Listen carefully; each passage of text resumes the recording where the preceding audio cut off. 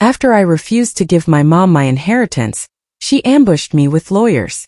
But as they handed me papers, I smiled and said, "Funny, I brought someone too." They stood poised with legal documents, ready to compel my signature. But as the papers touched my hands, a smile spread across my face.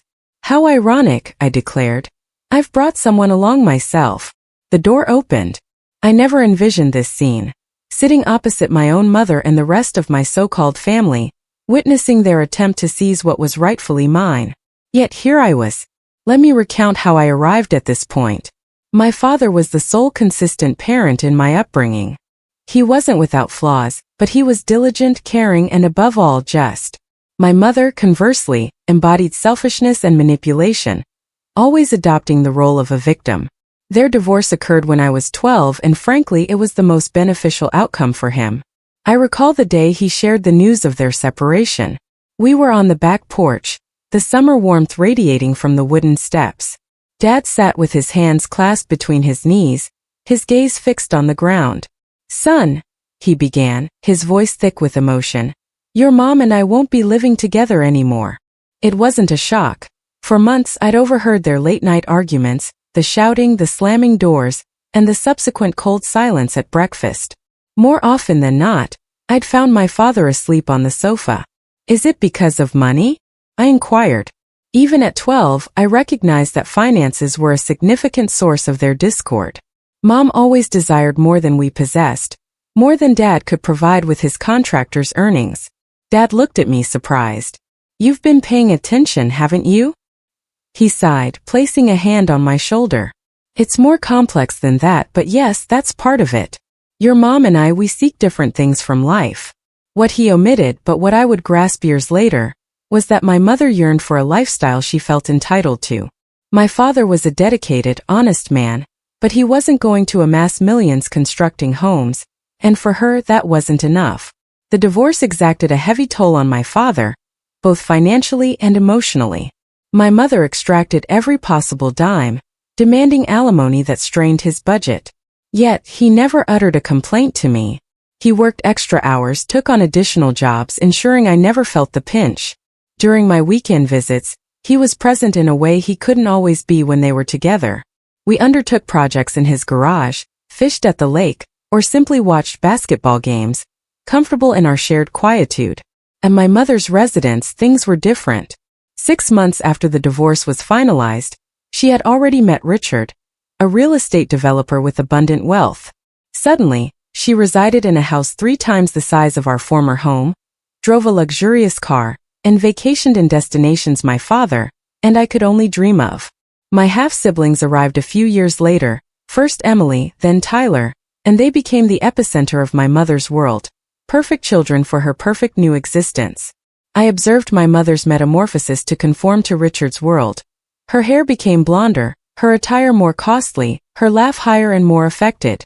She encouraged me to refer to Richard as Dad, and appeared disappointed when I refused. Around him and his friends, she acted as if her life commenced upon their meeting, as if the 15 years spent with my father were merely an unfortunate detour. "Honey," she'd say when I recalled a memory from before, "that was a different time, we've moved on." But my father never asked me to forget her or to choose allegiances. "She's still your mother," he'd say whenever I voiced complaints about her. "You have the right to be angry with her, but don't let that anger consume you." That was quintessentially my father, always considering my best interests, even if it meant showing grace to someone who had profoundly hurt him. When my father passed away last year from a sudden heart attack, there was no warning. One day we were discussing our long-anticipated fishing trip to Canada, and the next I was selecting his casket. It devastated me, but what followed was almost worse. His will was unequivocal. Everything was bequeathed to me. The house, the savings, the investments, all of it. He had meticulously ensured this because he understood my mother's nature. He even cautioned me once, "She'll come after it, son. Be prepared." I believed I was, but I underestimated the depths to which she would stoop. Less than a week after the funeral, she began calling. Initially, it was feigned concern. "How are you holding up, sweetheart?" Then it devolved into guilt trips. "You know, if it weren't for me, you wouldn't have had the life your father gave you." Finally, it escalated to outright demands. You need to do the right thing and split it with your family. By family, she meant herself, the husband she married 2 years after leaving my dad, and their 2 golden children, my half-siblings, individuals who barely acknowledged my father and never offered assistance, even when he was hospitalized. I refused repeatedly. That's when things turned ugly. She began appearing at my house unannounced, banging on the door. I recall one particular evening vividly. I had just returned home from a grueling 10-hour shift, utterly exhausted. All I desired was a shower and some quiet. Instead, I found my mother on my front step, her Mercedes blocking my car in the driveway. "We need to talk," she declared, pushing past me before I could react. She wore one of her designer ensembles, something cashmere and cream-colored that likely cost more than my monthly rent. Her hair was immaculately styled, her makeup flawless, but her eyes were hard and calculating. "Mom, I'm tired. Can we do this another time?" She ignored me, pacing my small living room like a caged animal. "This has gone on long enough, don't you think? It's been 3 weeks since the funeral. Time to be reasonable." "Reasonable?" I echoed, feeling my temper ignite. "Like you were reasonable during the divorce, taking everything you could from Dad?" Her face hardened. "That's ancient history. This is about now, about what's fair. Fair would have been you and your perfect new family visiting Dad in the hospital when he had his first heart scare last year. Fair would have been returning his calls on his birthday. Fair would have been showing him an ounce of respect after everything he did for you." She flinched almost imperceptibly, then regained her composure. "Your father made his choices and I made mine. That's water under the bridge. But this inheritance, that affects all of us." "No," I stated firmly. "It affects me. Dad left it to me because he wanted me to have it. End of story." Her expression then shifted, softening into something that might have been mistaken for genuine concern by someone unfamiliar with her. "Honey, I'm worried about you. All that money all at once, it's a lot of responsibility. You're young. You could make mistakes." I nearly laughed. "I'm 32, Mom, not exactly a child." "You'll always be my baby," she said, reaching out to touch my cheek. I recoiled and something flashed in her eyes. Anger, frustration, I couldn't discern. "Think about what your father would want. He'd want you to share with your siblings." "No, he wouldn't," I declared flatly. "He would want exactly what he stipulated in his will, for me to have what he worked for, what he saved for, what he planned for." Her face turned cold, all pretense vanishing. "You always were stubborn just like him. Fine, do what you want, but remember, family is forever. You're choosing money over blood right now."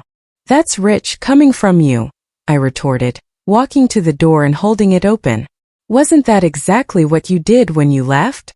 She stormed out without another word, but I knew it wasn't over. My mother never relented easily, especially when money was involved. When I stopped answering her calls, my half-sister left lengthy, melodramatic voicemails about how I was fracturing the family. Then came the threats. She claimed she would contest the will, that she would drag this through the courts for years. I stood my ground. Then, unexpectedly, I received an invitation to a family meeting. That should have been my initial warning sign. My family never convened unless it was to instigate drama. But something about it felt different, the wording was too formal. I nearly didn't go. But an intuition told me I needed to uncover their scheme. The invitation arrived on thick, cream-colored stationery, the kind reserved for wedding announcements. "The Hanson family requests your presence for an important family discussion," it read, followed by a date, time, and my mother's address. At the bottom, in smaller print, "Regarding the estate of William Jensen." Using my father's full name so impersonally infuriated me. To them, he wasn't a person. He was an estate, a collection of assets they felt entitled to. I called my best friend Mike that night. We'd been close since college, and he had been a pillar of support through my father's death and everything that followed. "They're planning something," I told him, pacing my apartment. "I can feel it." "So don't go," Mike said simply. "You don't owe them anything. But if I don't show up, I'll never know what they're trying to pull." Mike was silent for a moment. "Then go, but be prepared. And maybe bring backup." That gave me an idea. Dad had always trusted his lawyer. a straightforward woman named Patricia Ramirez, who had assisted him in drafting his will and managing his business affairs for years. I had met with her after Dad died, and she had been unequivocal about everything. The will was robust, my mother had no claims, and all the paperwork was in order. I called Patricia the next morning and explained the situation. She listened without interruption, then said, "This sounds like an ambush. If you're going, I'm coming with you. But don't mention me beforehand." "You think they're that serious?" I asked, surprised by her immediate offer of help. "Your father was very clear about his wishes," she replied. "He also warned me about your mother, said she'd try something like this if he passed first. I promised him I'd ensure his will was respected." The day of the meeting, I felt a knot in my stomach. Patricia and I agreed to arrive separately, me precisely on time, her a few minutes later, once the meeting had commenced. As I drove to my mother's house, memories flooded back. The few awkward holidays I'd spent there as a teenager, Richard's condescending tone towards Dad during school events, the constant comparisons between me and my half-siblings. I parked on the street rather than in the driveway, ensuring an easy exit. Taking a deep breath, I walked up to the house I had never felt welcome in and rang the doorbell.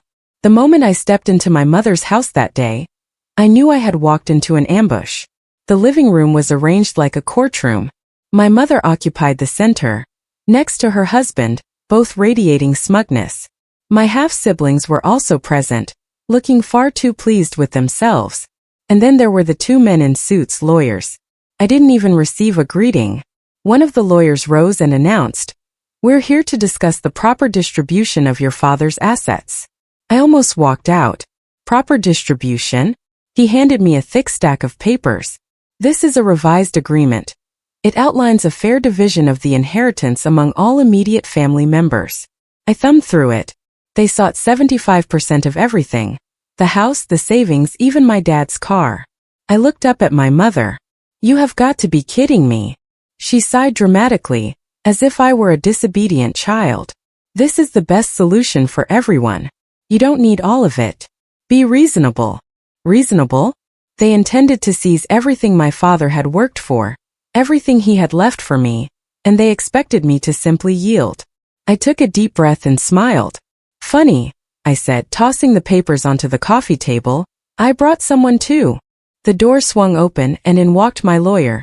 Not just any lawyer, but my father's lawyer, the one who drafted his will, the one who understood every legal safeguard my dad had implemented to prevent precisely this situation. My mother's face paled, her husband shifted uncomfortably in his seat. My lawyer wasted no time. She picked up their so-called agreement and quickly reviewed it. Then, without looking up, she declared, "This is quaint. Illegal but quaint." One of the other lawyers cleared his throat. "We believe that given the circumstances, a redistribution." My lawyer interrupted him. "Allow me to stop you right there. The will is ironclad. Any attempt to contest it will be dismissed in court. And if you so much as attempt to coerce my client into signing away his inheritance, we will press charges for fraud and attempted extortion." Dead silence. Then my mother's voice, sharp and desperate. "You wouldn't do that. You wouldn't take your own mother to court." I met her gaze directly. "Try me." The room remained silent. No one dared to stir. My mother, who always had something to say, simply stared at me as if she didn't recognize the person before her. My half-sister, usually full of feigned sympathy, suddenly looked as if she wished to sink into the sofa. My stepfather was gripping the armrest so tightly his knuckles had turned white. Then the lawyer beside my mother cleared his throat. "There's no need for hostility. We're just trying to reach a mutual agreement." "Mutual agreement, my foot?" I interjected, folding my arms and leaning back in my chair. "A mutual agreement would have involved talking to me before you had a lawyer draft a document that steals what's mine." My lawyer snapped the contract shut and dropped it onto the table. "This document wouldn't stand for 2 seconds in court. And if you believe my client is signing anything today, you're mistaken." My mother exhaled sharply. "This is preposterous." I turned to her. "No, what's preposterous is you trying to manipulate me into handing over everything my dad left me." Her voice sharpened. "He didn't leave it to you because he loved you more. He just didn't think things through. You don't need all of it. Your siblings deserve their fair share." I clenched my jaw. My siblings? You mean the two people who barely acknowledged Dad's existence? The ones who never visited him in the hospital, never called him on his birthday, never lifted a finger when he was ill? They don't deserve a single thing. My half-brother, who had been quietly in the corner throughout, suddenly burst out. That's not fair. We weren't close to him because he never tried with us. He always favored you. I turned to face him. You mean the man you called a washed-up loser the last time he asked you to come over for Christmas? That man. He flushed crimson but said nothing. Then my stepfather, who had been silent until now, leaned forward. Listen, son. I cut him off. Don't call me that. His face darkened, but he forced a fake smile. All right. Look, we can all sit here and argue, or we can find a way to make this work for everyone. My lawyer smirked. Oh, we have found a way to make this work. It's called following the will. Then my lawyer reached into her briefcase and pulled out a folder. She slid it across the table toward my mother's lawyer. That contains a full legal breakdown of the will, copies of my client's rights, and a cease and desist order. If you or your clients continue harassing my client for money, we will pursue legal action. My mother's lawyer flipped through the pages, his face growing more serious with each turn. That's when my mother snapped. She stood so quickly her chair almost tipped over. You would do this to your own family? I looked up at her. You stopped being my family the moment you tried to steal from me. Her hands curled into fists. You think you're so much better than us, don't you? I simply stared at her. And then she did something that sent a chill down my spine. She smiled, not a normal smile but a calculated one. She sat back down, smoothed out her blouse and sighed. All right, fine. She gestured at her lawyer. We won't fight it. That was too easy, far too easy. My lawyer must have sensed it too because she narrowed her eyes. Good then. We'll be taking our leave. We gathered our belongings and walked to the door, but just as I stepped out my mother called after me. Take care of that house, sweetheart. You never know when accidents can happen. The hairs on the back of my neck bristled. I said nothing, simply walked out.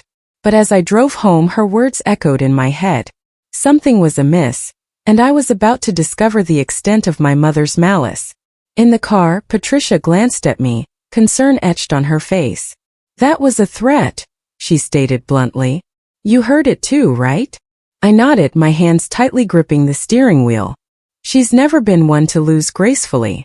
Document everything from now on, Patricia advised.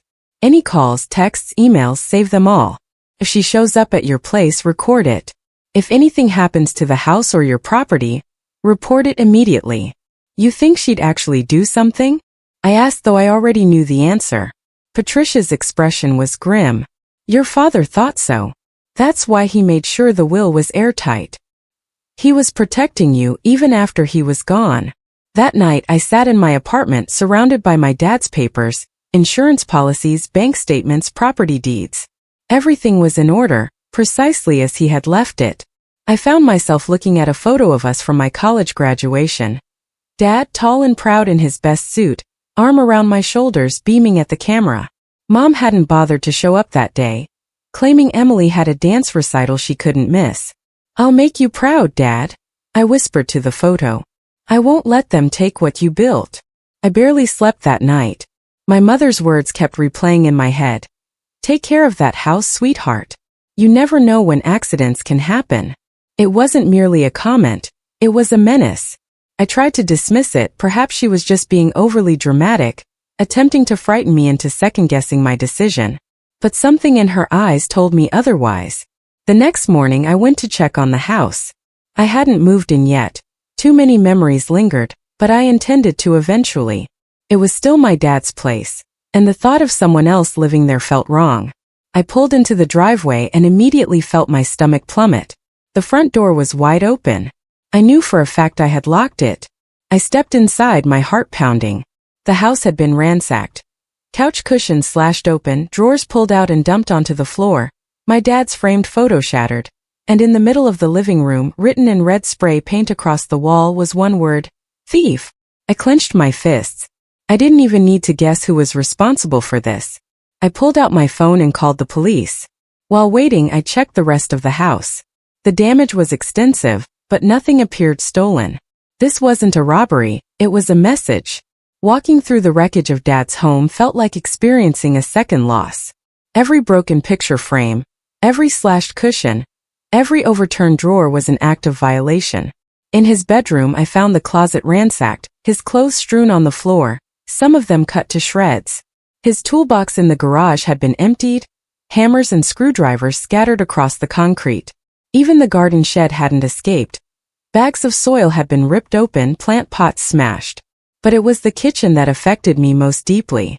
The old oak table where we'd shared countless meals together lay on its side, one leg broken off, and the refrigerator door stood open, the family photos and notes that had been held by magnets now torn into confetti on the linoleum floor.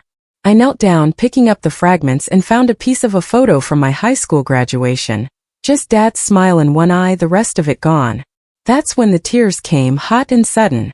I wasn't merely weeping for the damage. I was weeping for the animosity behind it, the sheer malice that would drive someone to destroy not just objects but memories. When the police arrived, I recounted everything. The threats, the inheritance dispute, the so-called family meeting. The officers took notes, asked a few questions, but I could sense they wouldn't accomplish much without security footage or witnesses. It's difficult to prove who did this, one of them remarked. I almost laughed, as if I didn't know precisely who was responsible. I filed the report regardless. If nothing else, I wanted it on record. Then I did something I knew my mother and her small army of perpetrators wouldn't anticipate. I installed cameras. And not just a few inexpensive ones. I went all out, high-definition, night vision, motion-activated cameras covering every conceivable entrance. The front door, the back door, the garage, even the hallway inside. Then I waited. Sure enough, they couldn't resist. After the break-in, I couldn't bring myself to leave the house vulnerable. I called in sick to work and spent 3 days cleaning up the mess, repairing what I could, and installing the security system. Mike came over to assist, bringing tools and takeout, not asking questions when I fell silent for extended periods. You should press charges, he said as we repainted the wall where thief had been sprayed. With what proof? I replied. The police already said they can't do anything. Then move, he suggested. Sell this place, take the money, and go somewhere they can't find you. I shook my head. That's precisely what they want. For me to give up, to run away. I dipped my roller in paint with more force than necessary. This was Dad's house. He loved it here. I'm not letting them win. Mike looked at me for a long moment, then nodded. All right then. We fight, but smartly. That night, after Mike left, I sat on the newly repaired porch steps, gazing out at the quiet street. Dad and I used to sit here on summer evenings, drinking beer and discussing everything and nothing. This house wasn't just bricks and wood. It was a testament to his life, his work, his love. I wasn't about to relinquish it. The next day I called Patricia again and updated her on what had transpired. She wasn't surprised but was clearly alarmed. This is escalating, she said gravely. Have you considered a restraining order? Would that even work? I asked. They'll just deny they were here. Perhaps not yet, she conceded. But it creates a paper trail, and if they try anything else, when? I corrected her. Not if, when. 4 nights later at 2:37 a.m., my phone buzzed with an alert. Motion detected, backyard. I sprang upright in bed, grabbed my phone, and opened the live feed. And there she was, my mother, dressed in black, creeping around my dad's house with a flashlight. But she wasn't alone. Her husband was with her, carrying what appeared to be a canister of gasoline. I felt my blood turn to ice. I hit record on the camera feed and called 911. 911, what's your emergency? My mother and her husband are attempting to burn down my house. The dispatcher requested details, but I barely registered her words. I was too engrossed in watching in shock, as my own mother handed her husband a lighter. Then the sirens began. They must have heard them too because suddenly they panicked. My mom yanked the canister from his hands, and they both bolted toward the street. But it was too late. The police arrived before they could escape. I watched through the camera as my mom screamed at the officers, trying to concoct a story about merely checking on the property. But the gasoline in her hand told a different tale. And when the officers inspected the canister, confirming it was full of fuel, that was it. They were arrested on the spot. I drove straight there, arriving just as they were being shoved into the back of the squad car. My mom saw me and began shrieking, "You set me up! You did this to me!" I stared at her, my jaw clenched so tightly I thought my teeth might crack. "No, Mom," I said, my voice calm. "You did this to yourself." She lunged forward, but the police restrained her. That was the last time I saw her face to face. But the story wasn't over, because what transpired next, that was the genuine turning point. The police took my mother and her husband to jail that night. I stood there in the cold, watching as the flashing red and blue lights reflected off the pavement. My hands were still trembling, not from fear but from rage. They had intended to burn my house down, my dad's house, and for what? Spite? Revenge? Or simply sheer avarice? Whatever the motive, I was finished. Finished giving them opportunities, finished hoping they would act honorably, finished allowing them to walk all over me as if I were still some naive child. This time they would face genuine repercussions. The aftermath. The next few days were a blur of police reports, lawyer meetings, and court documents. My mother was charged with attempted arson and conspiracy to commit a felony. Her husband faced the same charges. And because my security cameras had captured everything in high definition, their lawyers had little to work with. The best part, since she was already on shaky ground with debt collectors and had a history of financial difficulties, the judge denied her bail. She had to remain in jail until her trial. My half-siblings, the two entitled spoiled brats who believed they deserved a share of my inheritance, attempted to distance themselves. My half-sister left me a lengthy, tearful voicemail, claiming she had no idea Mom would do something so insane and expressing hope that we could still be family. I didn't respond. My half-brother, the one who called my dad a washed-up loser, sent a brief text. "Hey man, I didn't know about this. Hope you're okay." I left him on read. They might not have participated in the arson attempt, but they certainly knew what my mom was capable of. They were more than willing to help pressure me into relinquishing my inheritance, but the moment things turned serious, they fled. Not my concern.